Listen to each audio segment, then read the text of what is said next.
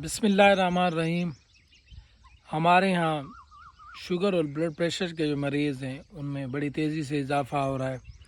बहुत से लोग शुगर और ब्लड प्रेशर की बीमारी में मुब्तला हैं।